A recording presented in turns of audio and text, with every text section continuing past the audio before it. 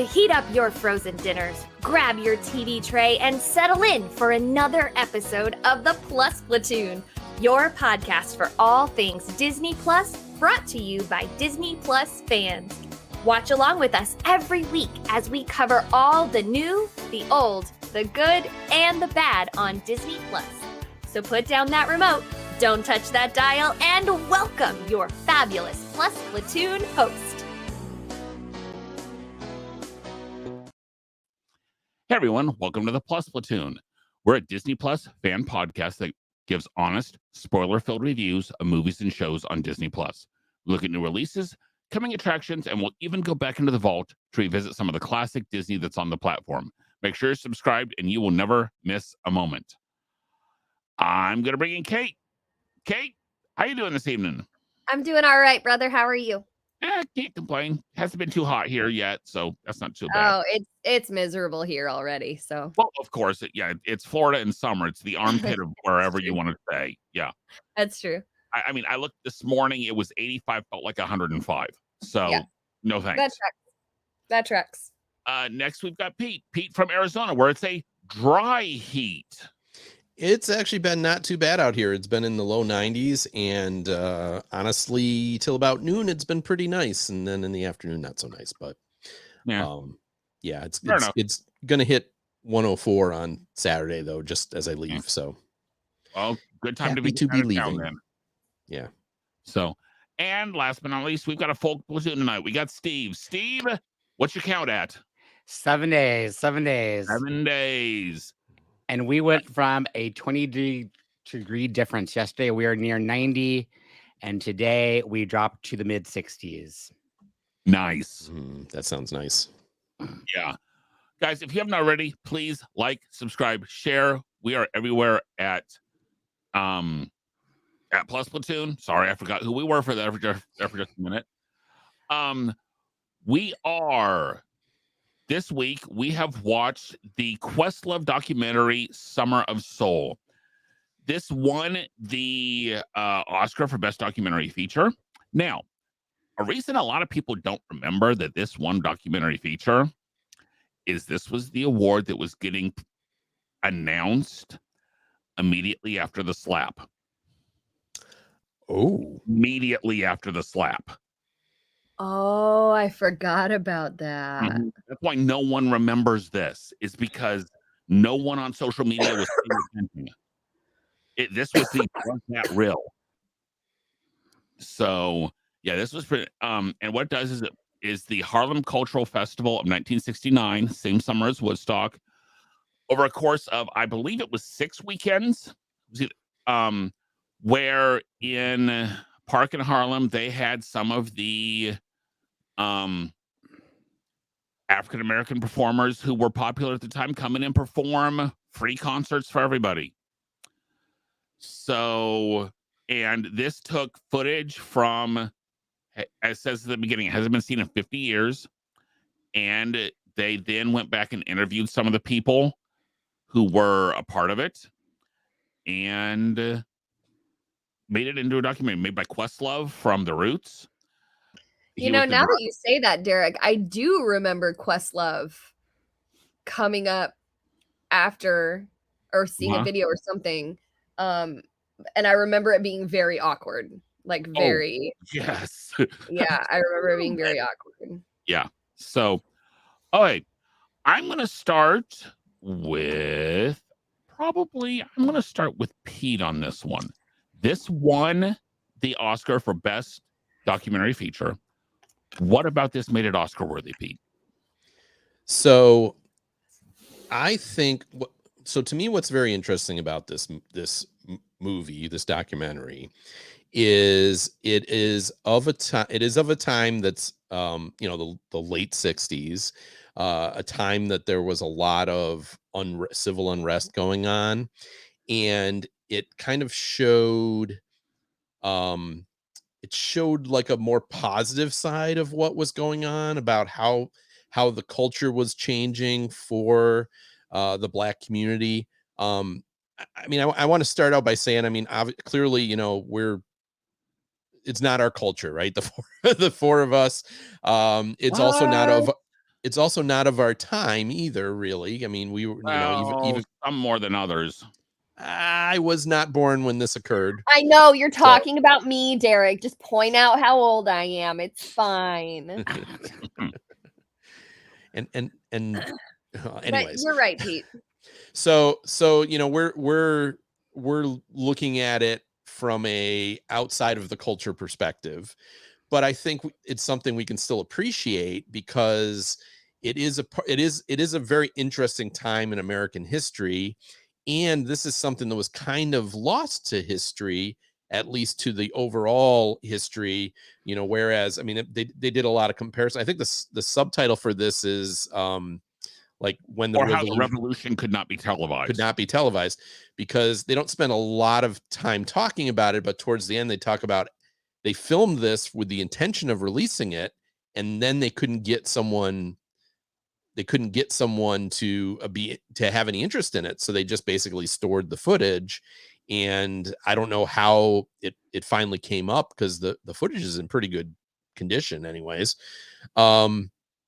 So I think that the way that it was, this is my opinion, obviously, the way that it was filmed, that it showed both the musical acts that were performing, but it also showed the relation of the time. So you got to see what was going on at that time outside of the festival in Black culture, and minority culture. There was some Latino there as well, Puerto Rican, things like that, but it was mostly focused on Black culture. And I thought it was really interesting. The performances generally didn't go on too long. There were a few of them that weren't great, but I thought the way they did it showed us a lot of performances without it just being like a concert film where if you don't like this person, you got to watch them for 20 minutes. So I thought it was very interesting. I had watched it maybe 6 months ago, and this was the second time I watched it. And I didn't find it as interesting the second time, but it still held my attention for the most part. So that's my comments. I'm going to let it go to Steve so he can let everybody else take a turn. Thanks, Pete. I think part of it is amazing how good the footage is. I mean, pretty clear, great sound. I liked, like you said, Pete, how they had sort of the history intertwined, so you understand what was going on at that time. Hearing facts that I have never heard were like very eye-opening. Things that come to mind is the writer for the New York Times who got them to switch using the word Negro to Black. And just the idea of one person can push and make a huge difference. All the intertwined stories, the one that stands out is that fifth dimension of really being sort of seen, since they sort of didn't really fit the mold of anything. I think that sort of stood out for me. That one I think really stood out. I work in a very diverse school, so it's always about having people represented and being seen for who they are. I found that fascinated. Like you said, it was a concert film documentary, but it's not a concert film, and I think I have more to say on that later. I liked it as entertaining. Like I said, I watched it again this afternoon for a little bit in pieces, not as entertaining as the first time. But basically, there's people I recognize that I've grown up listening to, and then some people I've never heard of, like, who's this? Which made me go Google and find out more information about those people. Derek, what would you say? I am glad that this documentary got made. It, again, as Pete says, it showed a moment in time that there had not been much documentation of positive things that were happening, to be perfectly honest. Pete, you said none of this had ever been seen. CBS and ABC actually did do a couple 1-hour specials right after the event happened. So in 1969, they did actually broadcast a couple 1-hour specials showing short concert clips. So it was seen a little bit, but to be seen in its quote unquote entirety, it had never been, so much of this documentation never been seen, and it was stored in a basement. I have a distinct feeling this was a COVID project, to be perfectly honest. is why, okay, I never had time to do this. Oh, wow, look at all this footage we found. Because everyone cleans their basement in COVID. Um, so The truth of it, the truth. I loved, again, just some of the tiny facts that I like. The fact that the New York City police refused to do security for the Fifth Dimension concert, so the Black Panthers had to do security that day. Also, how much the New York mayor drove this and was key in order to make this happen. It also helped make a connection for me in Sister Act 2, when they sing "Oh Happy Day." I knew I had heard that before. This makes sense. This showing it who originally sang it and them doing it makes sense why they chose that for their first piece. That just helped make those kind of connections to me. Loved the guy for the Family Stone going out and go, they got a white drummer. Seriously? They got white guys and girls with them. What is going on here? But I noticed at least I can't remember which other group it was, but at least one of the other groups had a white drummer. So it was one of those where just seeing some of these groups, you realize that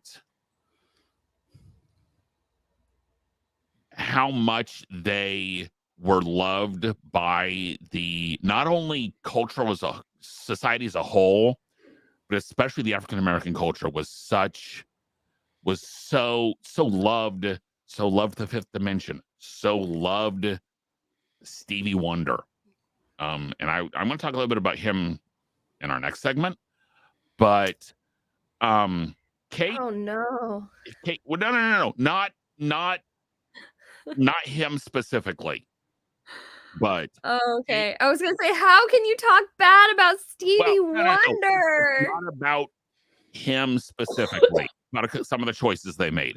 So okay. Kate, so what worked for you? I thoroughly enjoyed this documentary. I can remember growing up, and I would tell my mom, I just hate music from the 60s. I just hate music from the 60s. Okay. And now, well, no, I think what I didn't like was the super psychedelic side of the 60s. I don't think I like a little bit of like Sgt. Pepper's. There were certain songs, but this showed me, I was like, oh my God, my mom's generation had the best music ever. Like my mom's generation, the late 50s, 60s, 70s, and 80s, but like late 50s to 70s, like, come on. It's so good. So I really liked that they didn't shy away from what was happening in the world at that time, politically, civil unrest. Pete, you did such a beautiful job with laying this out when we first started, because I was watching this and I literally was like, I don't know how we're gonna commentate on this documentary. Like, this could get really bad really fast. But Pete, just so you know, like, I love how you set this up, that this wasn't our culture. However, this did give us a really beautiful glimpse excuse me, into that the African American and the Hispanic, the brown and black culture of that time, what they were walking through, the abuse that was happening. I loved how they talked about Martin Luther King. And oh my gosh, Jesse Jackson was so young. Like, I didn't even hardly recognize him at first. He was so young. And Kate, on that, I had forgotten he was with Martin Luther King in Memphis. I know. Yeah. Yeah, I never knew that. Hotel room. Yeah. Right. I didn't know that. And I'm so glad that they talked about that. And they talked about, these were the last words he said. He talked about Jesus. It was the last, like, just beautiful.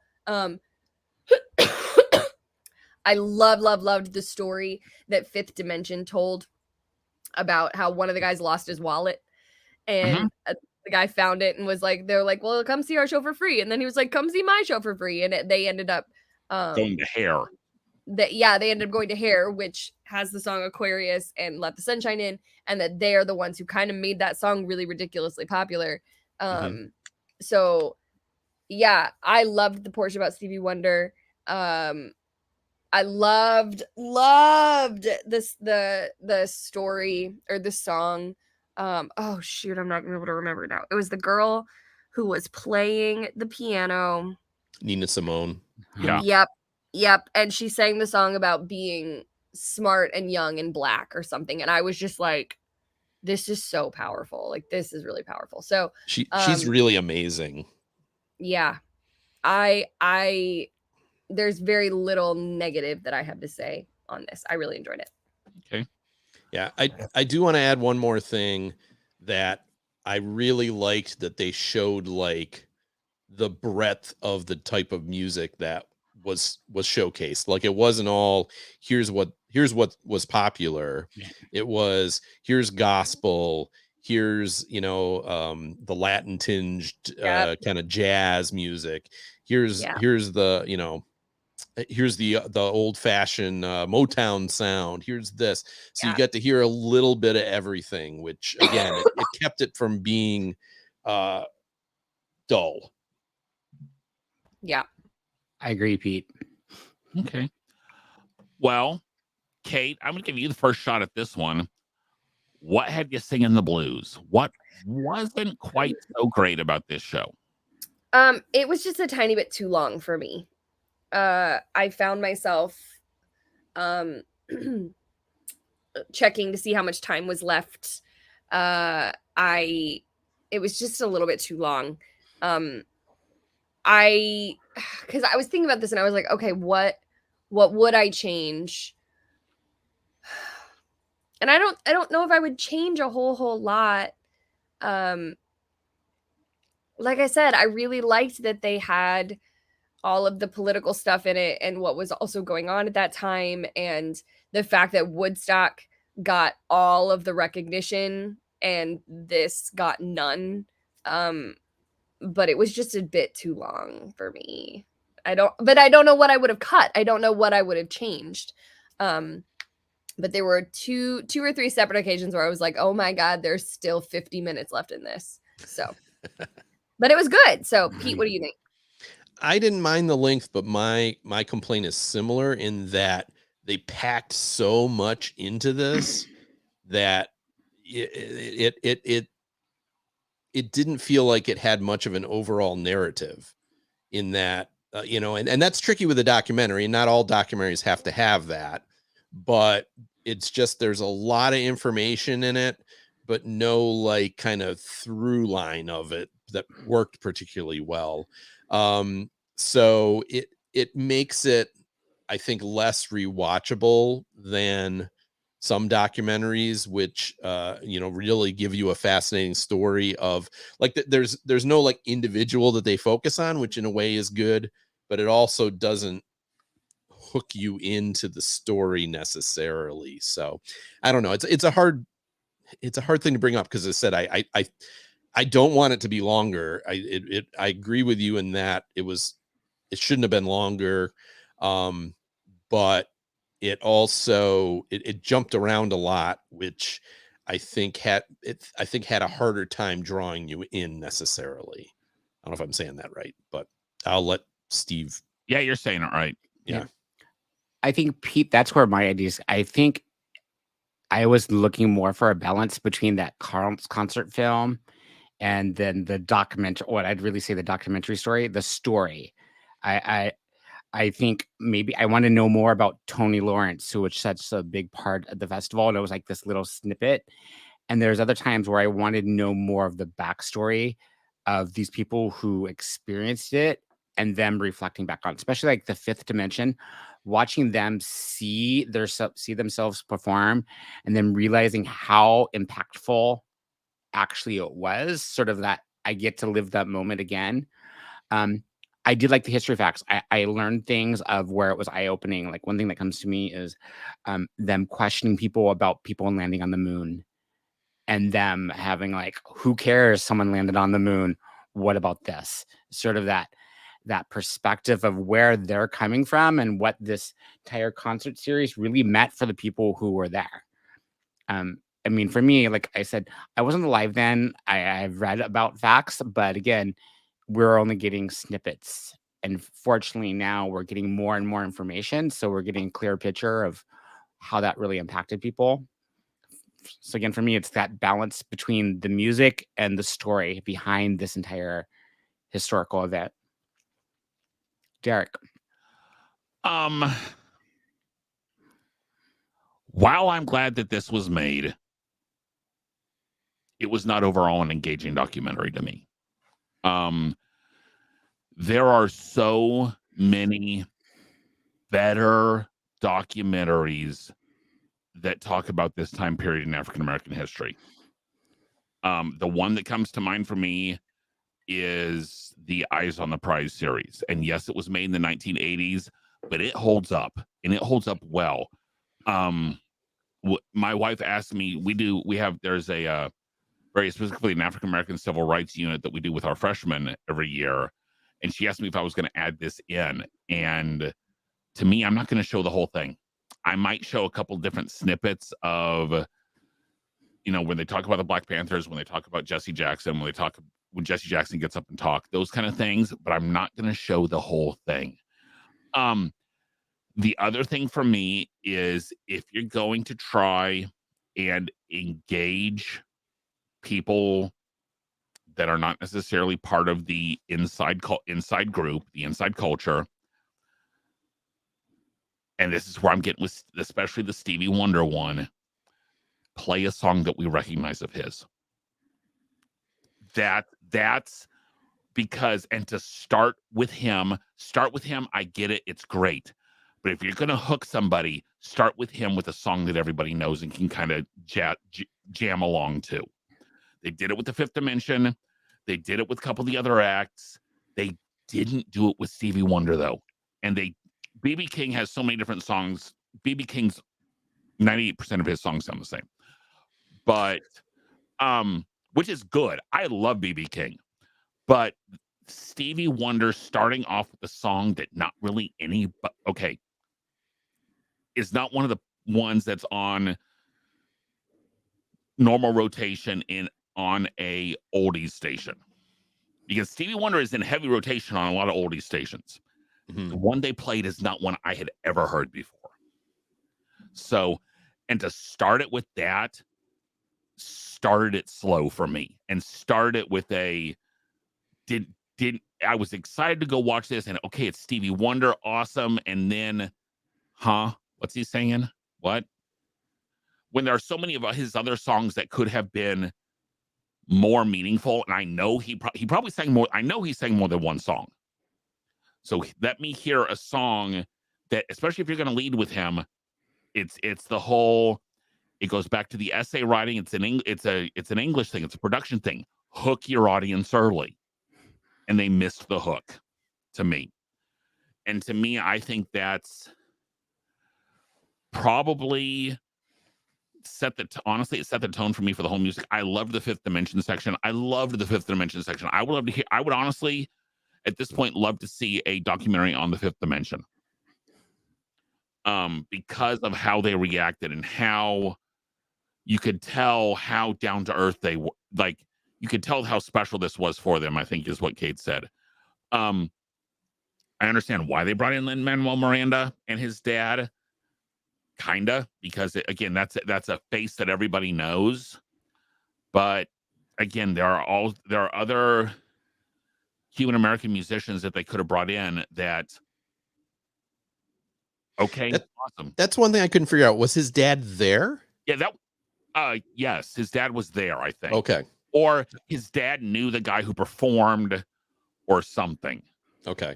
Because it was right on the edge of Harlem and East Harlem, and East Harlem was Spanish Harlem. Right, yeah. So anyone who's ever seen West Side Story, that's I mean, that's what it is. It's East Side versus West Side. It's the Puerto Ricans versus, yeah.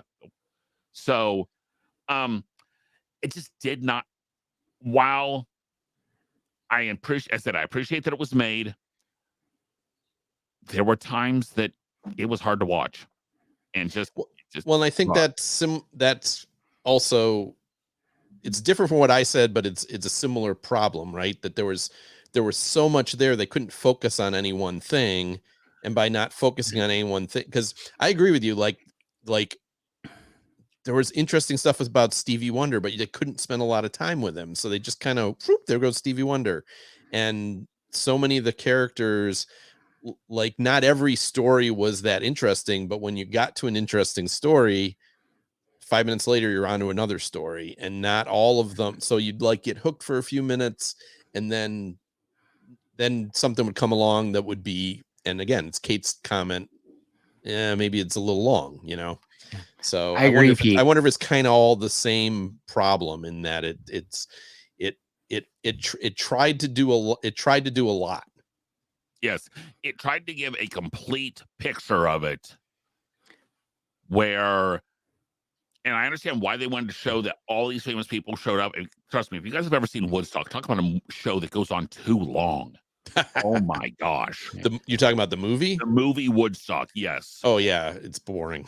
It's boring as heck. It's worse. I mean, it's worse than just about any of the documentaries we've watched on here so far, just because it's so long. And again, You should watch the documentary for Woodstock 99. That you won't get bored during that one.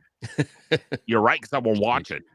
Oh, it's so good. No, it's because it was a disaster, right? It was it was a horrible disaster.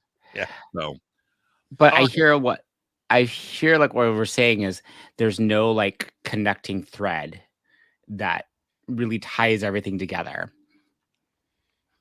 that's fair. Yeah, and I don't know if, you know, again, when you're talking about the cultural side of things, I don't know if we're part of that culture, if it would feel more uniting than it does. But and again, I think all of us are saying it didn't make it a bad movie. It just, I think, held it back from being a great movie. That's fair. All right. Now, as we said, we've talked about how great the cast, the artists were from this. Steve, I'm going to start with you. Favorite artist who actually appeared in the film. Who is your overall of those? Who's your favorite artist of them?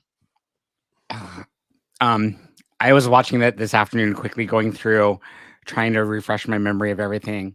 I think mine would have to be Sly and the Family Stone at the very end of the film, higher, because I just really like sort of that funk sound. I think they were stand out. I mean, there's other ones. I love Gladys and the Pips, BB King, but I think that was probably one of my favorite performances near the end of the film. So I'm gonna go with them. So Sly and the Family Stone. Yeah.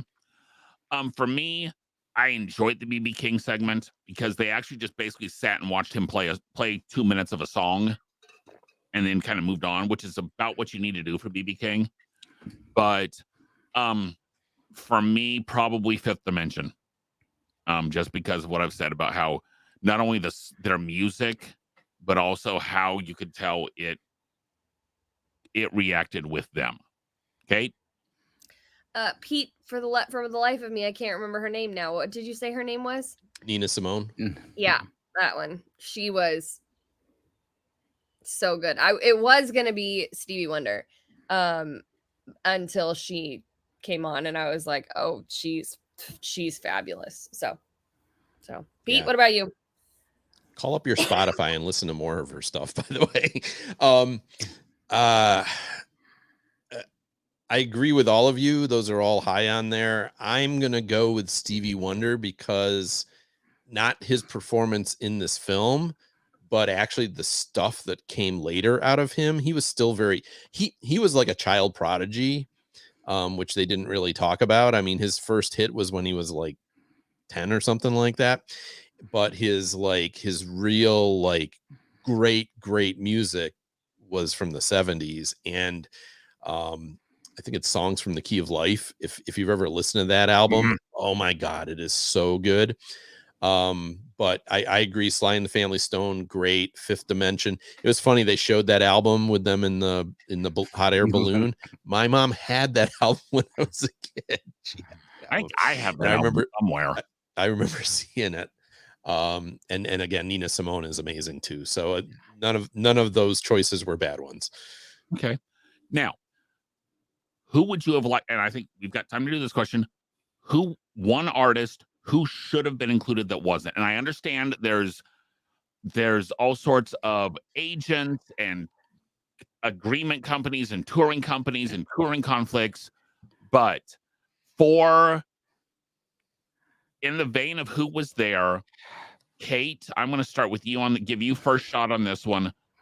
Who is one artist that also should have been included? I can't pick just one. I have 3. One for now, and if none of us mention it, come back to it. No, I can't do that. I can narrow it down to 2. Do 2 then.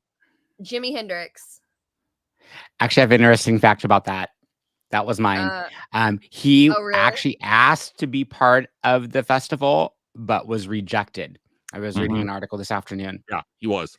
I have to read a little bit more, but I got the feeling that what they were saying was he was too sort of not meeting the needs of what they wanted. But so he asked to actually be part of it, and then they told him no. Oh no. So can I say my second one since I took Steve's? Yeah. Because I took Steve's answer. Ray Charles. Yeah, I can see that. Ray Charles. So Pete, what about you?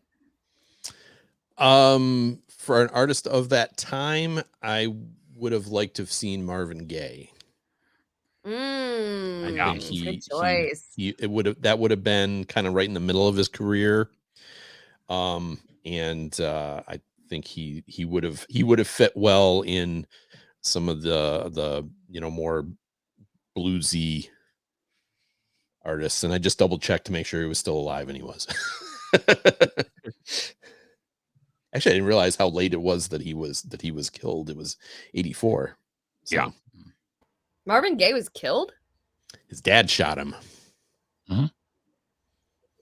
What? Bummer for Marvin Gaye. I will go do research on that. Yeah. Anything else? So you said Hendrix. I was thinking also Ike Tina Turner at the time. At the time, yes. Yeah.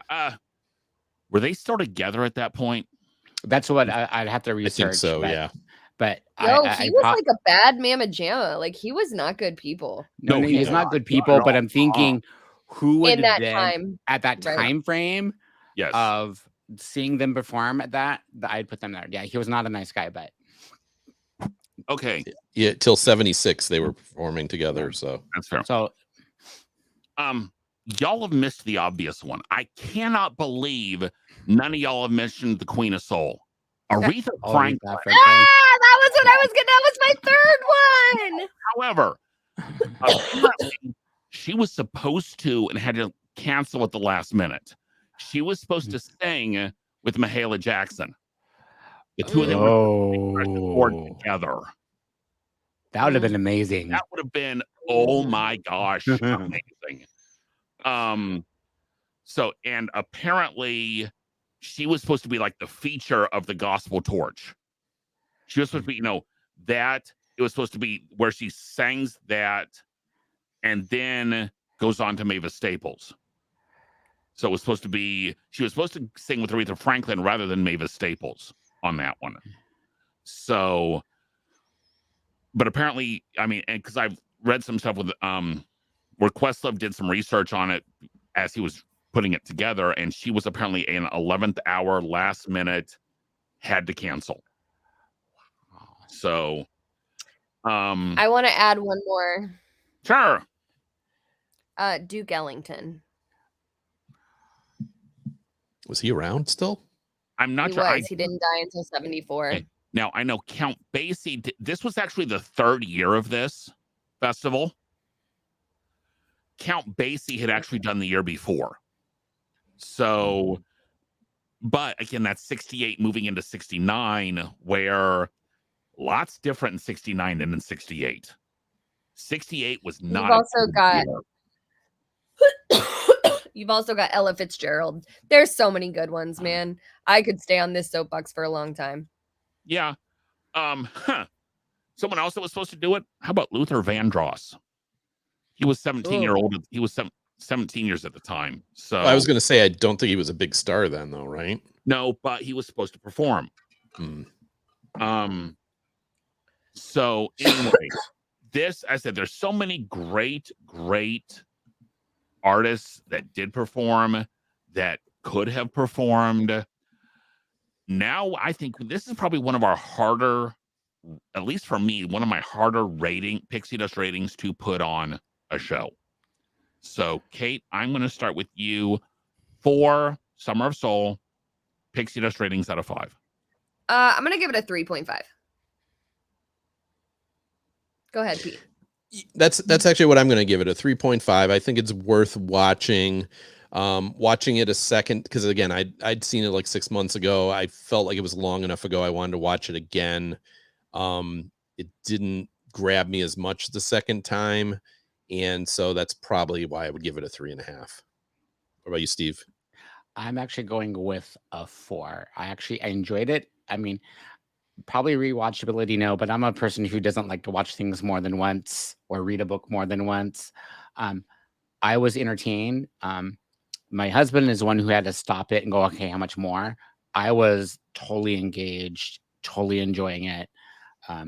Like I said, only thing I wish more was there's more balance between the history and the performances, because there's some history pieces I wanted to know more about. So I'm going to go with a 4.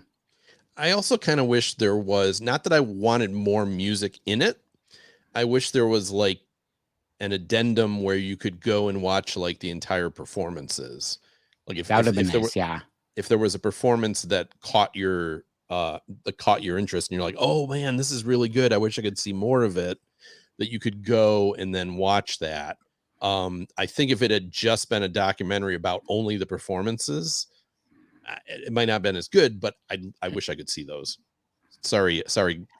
No, I like that idea. Nice. Sorry. Hey, Derek. Questlove, if you're listening. Oh, it's my turn now. Okay. And see, Pete, I think if it had been more of the performances, this would have made it a better show to me, just because, as I said, not a ton of this was new. I think I'm going to put this, at a 3, only because it's something everyone should see once type thing. Especially if you are not all that familiar with everything that was going on at that period of time. And I would be honest, I struggled between a 2.5 and a 3 on this one. Just because That's still pretty high from Derek, though. it is. Yeah. So, okay. Kate, we do have a couple pixie dust news. Wow. We do have a couple Disney Plus. See, that's what I get for reading the screen. A couple We Plus do. news objects. What have we got this week? We do. First of all, Wonderful World of Mickey Mouse Steamboat Silly is coming to Disney Plus on July 28th. A trailer was released earlier this week. So there's that. Yeah. Trailer looked, yeah. Yeah. Next up, Disney announced that the new Daredevil series is the latest casualty of delays caused by the writer's strike. Filming has been paused on the series. I'm surprised that that's the only one that they have announced. Okay. That's the one that they have actually had to pause it in the middle of shooting. Got it. And because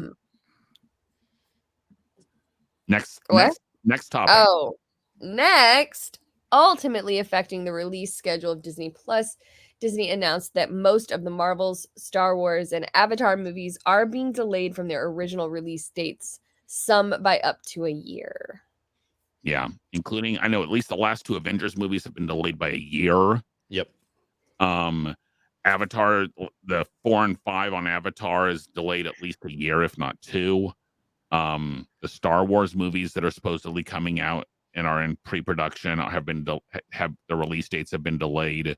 Yeah, almost a year. I mean, quite honestly, this is good news, because usually when there's a writer's strike, they push movies through with not unfinished scripts, and they're garbage. And the movie, I think the movie I always think about with that is I believe it was Men in Black 2. If you watch Men in Black 2, that was a Horrible movie. casualty of the writer's strike, and it is a terrible, terrible movie.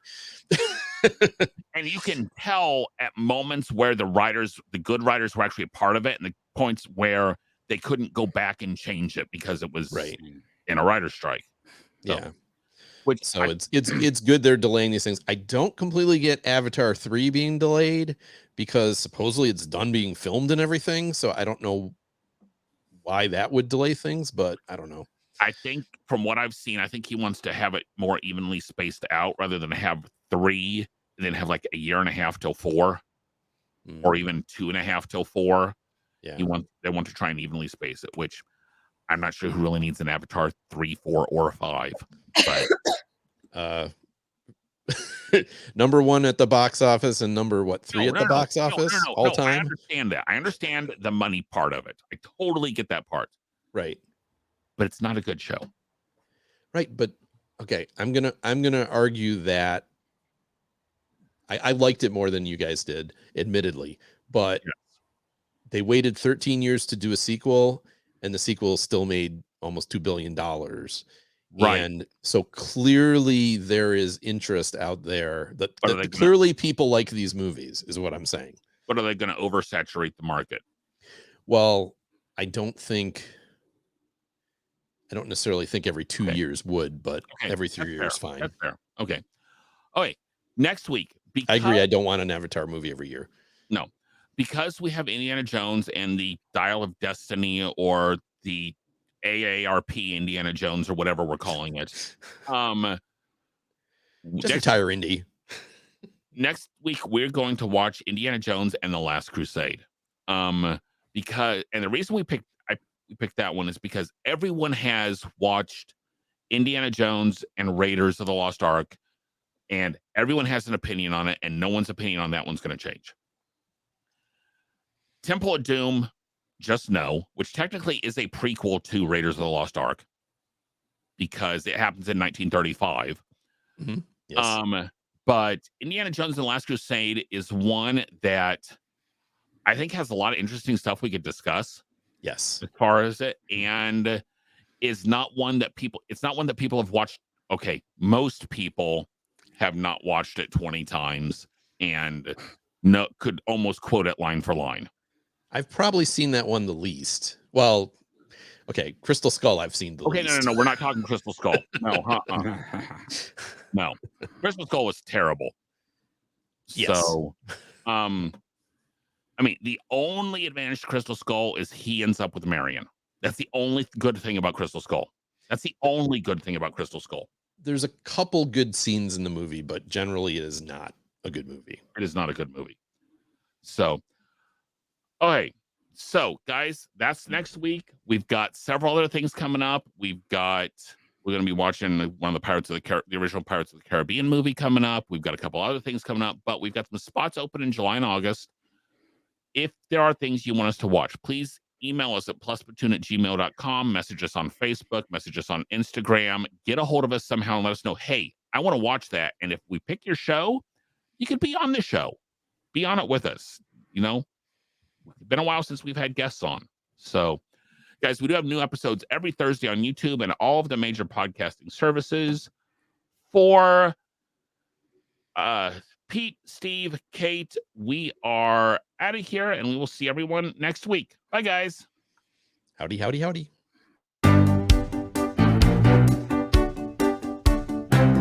Thanks for watching this week's episode of the Plus Platoon. Be sure to subscribe to the Plus Platoon podcast to keep getting great content each week. Then head over to Apple Podcast and leave those 5-star reviews, as they help make the Plus Platoon visible to even more Disney Plus fans. Also, go to YouTube and like and subscribe to the Plus Platoon channel, where you can watch all future episodes live. If you have a question for the Plus Platoon, please send us an email to plusplatoon@gmail.com or connect with us on Facebook, Twitter, or Instagram @plusplatoon. The Plus Platoon is a Disney Plus fan podcast and is not affiliated with the Walt Disney Company or the Disney Plus streaming service. All opinions expressed on the show are solely those of the individual hosts and in no way reflect the views of the Walt Disney Company. Thanks for watching, and be sure to stay tuned for next week's episode because the Plus Platoon is to be continued.